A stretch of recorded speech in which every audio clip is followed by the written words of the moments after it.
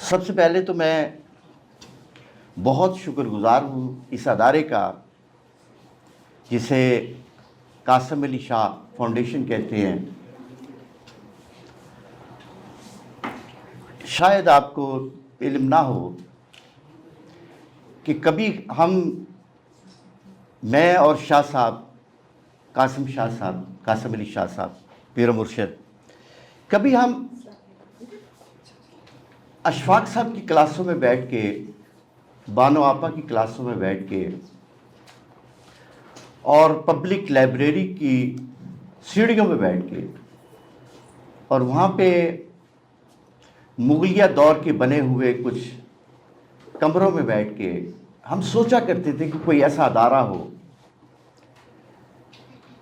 یقین کیجئے گا کہ میں اس ادارے میں جب داخل ہوتا ہوں تو مجھے ایسا لگتا ہے کہ جیسے میں کسی مسجد میں داخل ہوا ہوں، میں کسی ایسے ادارے میں داخل ہوا ہوں، کسی کونیا میں بابا جی کے کسی جگہ پہ داخل ہوا ہوں۔ مجھے بڑا عجیب سا لگتا ہے، مجھے یقین کیجئے گا کہ یہ خواب، اور کہتے ہیں کہ خواب وہ نہیں ہوتے جو سلا دیں انسان کو، خواب وہ ہوتے ہیں جو انسان کو سونے نہ دیں۔ آپ کے مقصد زندگی کا کوئی بھی ہو تو ایسے لوگ پیدا کیوں ہوتے ہیں؟ یہ سوال تو یہ پیدا کیسے ہوتے ہیں یہ لوگ؟ ایک کتاب ہے جان، اس کا نام لوئس آندرے ہے، ایک رشین رائٹر ہے، بہت خوبصورت رائٹر ہے، اس کو پڑھنا کبھی لائف کے اندر۔ اس نے ایک سمبولک ایک کہانی لکھی، اس میں کہا کہ ایک شخص تھا، اس نے کچھ ایک جگہ پہ بیٹھا ہے اور وہاں پہ دیکھا اس نے کہ کچھ کیڑے ہیں جو ہمارے بلیک ہیڈڈ آرٹس ہوتے گھروں کے اندر۔ تو اس نے کہا کہ کچھ کیڑے جو ہیں وہ مٹی لے کے باہر آ رہے ہیں، اور کچھ چیزیں لے کے، ڈبروٹی کے پیس، چینی کے پیس لے کے اندر داخل ہو رہے ہیں۔ تو وہ دیکھنے لگ پڑا اور اس نے کہانی وہاں سے ایک تخلیق کی، سمبولک کہانی۔ اس نے کہا، اس نے دیکھا کہ ان کیڑوں میں سے ایک کیڑا ہے جس کی داڑھی ہے، جو عمر میں بڑا ہے، جس نے ہاتھ میں لاٹھی پکڑی ہوئی ہے، اور وہ تھوڑا سا اونچا ہو کے ان سب کیڑوں کو کہتا ہے، اے کیڑوں، تمہیں پتا ہے کہ یہ زندگی تم نے کیسے گزارنی ہے؟ تم کہاں سے آئے ہو اور تم نے کچھ وقت کے بعد کہاں جانا ہے؟ تو سارے کیڑے جن کے منہ کے اندر چینی ہے، جن کے منہ کے اندر ڈبروٹی کا کوئی پیس ہے، اور کچھ کے منہ کے اندر جو مٹی کے کچھ پیس ہیں، تو وہ سب کھڑے ہو جاتے ہیں اور سوچنا شروع کر دیتے ہیں کہ یہ کیا بات کر رہا ہے؟ یہ وہی باتیں کر رہا ہے جو سقراط کرتا تھا، یہ وہی باتیں ہیں جو افلاطون کرتا تھا، یہ وہی باتیں ہیں جو نیٹشے کرتا تھا، یہ وہی باتیں ہیں جو وائٹ ہیڈ کرتا تھا۔ رک کے سب، اور وہ ان کو کچھ بھاشن دینا شروع کر دیا، کچھ ان کو بتانا شروع کر دیا۔ اب کچھ وقت گزرا تو پیچھے سے ایک اور کیڑا آتا ہے، اور اس کے ہاتھ میں ایک دستی اور بہت بڑا سارا ڈنڈا ہوتا ہے، لیشیز ہوتی ہے، اور اس کو گھمانا شروع کر دیتا ہے، اور وہ زور سے آواز دے کے پوچھتا ہے، اے کیڑو، کیا تم نے آج کا کام مکمل کر لیا ہے؟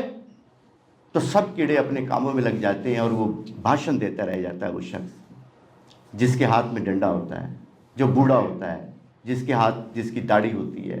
تو اسی طرح سے یہ جو لوگ ہوتے ہیں، جن میں قاسم علی شاہ فاؤنڈیشن، قاسم علی شاہ صاحب ہیں، اور ایسے بہت سے لوگ اور بھی ہیں، لیکن میں چاہوں گا کہ کچھ وقت کے بعد یہ اور اس کو فوٹو کاپیز کی جائیں، اور پاکستان کے شہروں میں اس کو لے کے جایا جائے لوگوں کو، کیونکہ یہ لاہور کے لوگوں کو تو دستیاب ہے، یہ آپ لوگ آ کے بیٹھ گئے، لیکن جو گاؤں میں دور افتادہ علاقے میں بیٹھا ہوا شخص ہے، جو ڈیرہ غازی خان کے کسی علاقے میں بیٹھا ہوا شخص ہے، جو راجن پور کے کسی علاقے میں بیٹھا ہوا شخص، اس کو تو یہ سب کچھ دستیاب نہیں ہے۔ تو ہم چاہیں گے کہ آپ، دوسری بات، جو میں نے عمران یوسف صاحب کی کتاب کا مطالعہ کیا، تو میں نے پورے ایک صفحے کا مطالعہ کیا۔ یہ واقعی آج کل کے لوگوں کی پرابلم ہے، کیونکہ جان مکین کی ایک لائن بڑی پیاری ہے، وہ کہتا ہے، وٹ از دا مین؟ آدمی کیا ہے؟ The combination of habits plus DNA, कि इंसान के पास सिर्फ दो ही चीजें हैं, एक उसकी हैबिट्स हैं जो मां के पेट से लेके कब्र के पेट तक इंसान अपनी हैबिट्स क्रिएट करता रहता है, बनाता रहता है, और दूसरा काम उसका जो सबसे अहम है वो है उसका डीएनए, उसका आरएनए, उसके ब्रेन से निकलने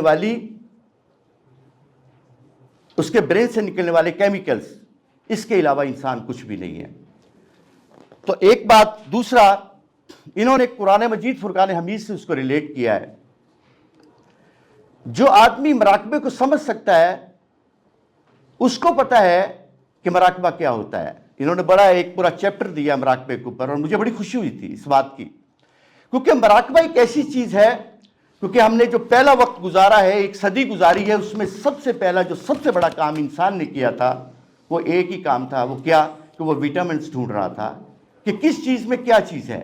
और आज के दौर का जो इंसान है, जो उसका सबसे बड़ा काम है वो है कि मेरे ब्रेन से जो केमिकलाइजेशन कैसी होती है, इलेक्ट्रो जो हमारे अंदर जो हमारे केमिकलाइजेशन होती है, इलेक्ट्रोकेमिकलाइजेशन होती है, वो कैसे होती है। तो उन्होंने इसके ऊपर काम किया और खासकर ये बताया हमें कि जब इंसान मराकबे की सूरत में होता है तो वो ब्रेन की चारों फ्रीक्वेंसी से गुजरता है, बीटा से, अल्फा से, थीटा से, डेल्टा से। ये ब्रेन की चारों फ्रीक्वेंसीज है। और अगर आप अल्फा से नहीं गुजरेंगे तो ये याद रख लेना, आपके अपने अंदर तब्दीली नहीं ला सकते आप कभी भी, क्योंकि अल्फा के बाद थीटा है और थीटा के बाद डेल्टा है, और सबके अंदर मुख्तलिफ केमिकल्स इंसानी ब्रेन के अंदर पैदा होते हैं। और वो कब पैदा होंगे? जब वो पॉजिटिव सोचेगा। पॉजिटिव कब सोचेगा? जब उसके अंदर केमिकलाइजेशन पॉजिटिव होगी। और एक बात बड़ी अहम मैं आपसे शेयर करना चाहूंगा, अल्लामा इकबाल रहमतुल्लाह अलैह की एक शेर है कि उसमें ये आपको पूरा इस्लाम भी नजर आ जाएगा, इंसान भी नजर आ जाएगा, सब कुछ नजर आ जाएगा इस शेर के अंदर।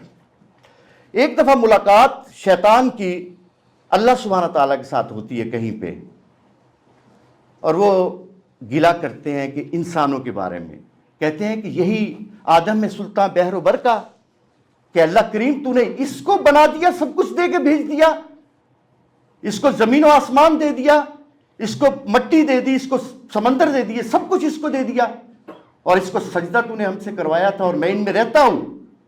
यही आदम है सुल्तान बहरो बरका, कहूं क्या इस माजरा इस बेबसर का, ना खुद भी, ना खुदा भी, ना जहां भी, यही शाहकार है तेरे हुनर का। कि अल्लाह करीम तूने ये बनाया इंसान कि जो तीनों चीजें काम किए बगैर आता है।